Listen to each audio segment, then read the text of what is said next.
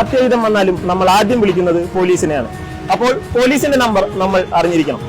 അല്ല, എന്തെങ്കിലും തീപിടുത്തമാണെങ്കിലോ നമുക്ക് വിളിക്കേണ്ടത് ഫയർഫോഴ്സിനെയാണ്. ഫയർഫോഴ്സിന്റെ നമ്പറും നമ്മൾ അറിഞ്ഞിരിക്കണം. മറ്റേതെങ്കിലും മെഡിക്കൽ എമർജൻസി ആണെങ്കിൽ നമുക്ക് വേണ്ടത് ആംബുലൻസ് ആണ്. ആംബുലൻസിന്റെ നമ്പറും നമ്മുടെ പക്കൽ വേണം. അങ്ങനെ എത്ര ടെലിഫോൺ നമ്പറുകളാണ് നമ്മൾ സൂക്ഷിച്ചു വെക്കേണ്ടത്? പോലീസ് വാഹനങ്ങളിൽ എഴുതിയിരിക്കുന്ന 112 എന്ന നമ്പർ നിങ്ങൾ ശ്രദ്ധിച്ചിട്ടുണ്ടോ? 112ലേക്ക് നിങ്ങൾ ഒരു കോൾ വിളിക്കുമ്പോൾ അത് ചെന്നെത്തുന്നത് കേരള പോലീസ് ആസ്ഥാനത്ത് പ്രവർത്തിക്കുന്ന കൺട്രോൾ റൂമിലേക്കാണ്. നിങ്ങളുടെ ആവശ്യങ്ങൾ ചോദിച്ച് മനസ്സിലാക്കി അത് എത്രയും പെട്ടെന്ന് നിങ്ങളുടെ തൊട്ടടുത്തുള്ള പോലീസ് വാഹനത്തിലേക്കാണ് ആ മെസ്സേജ് കൈമാറുന്നത്. GPS-ന്റെ സഹായത്തോടെ ഓരോ പോലീസ് വാഹനത്തിന്റെയും ലൊക്കേഷൻ നമുക്ക് കൺട്രോൾ റൂമിൽ ഇരുന്ന് തന്നെ മനസ്സിലാക്കാനായി സാധിക്കും.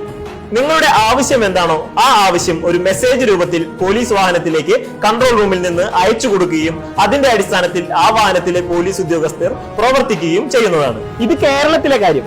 ഇനി നമ്മൾ കേരളത്തിന്റെ പുറത്തൊരു യാത്രയിലാണെന്നിരിക്കട്ടെ, അവിടെ എത്തി കേരള പോലീസിനെ വിളിച്ചിട്ട് എന്താ കാര്യം? അവിടുത്തെ ഫയർഫോഴ്സിന്റെയും പോലീസിന്റെയും ആംബുലൻസിന്റെയും എല്ലാം നമ്പർ ശേഖരിച്ചു വെക്കുന്നത് എളുപ്പമുള്ള കാര്യമാണോ? ഇനി അതൊന്നും വേണ്ട. അത്യാവശ്യ ഘട്ടങ്ങളിൽ നിങ്ങൾ പോലീസിനെ വിളിക്കാറുള്ള 100 എന്ന നമ്പറിന് പകരം ഇനി മുതൽ 112.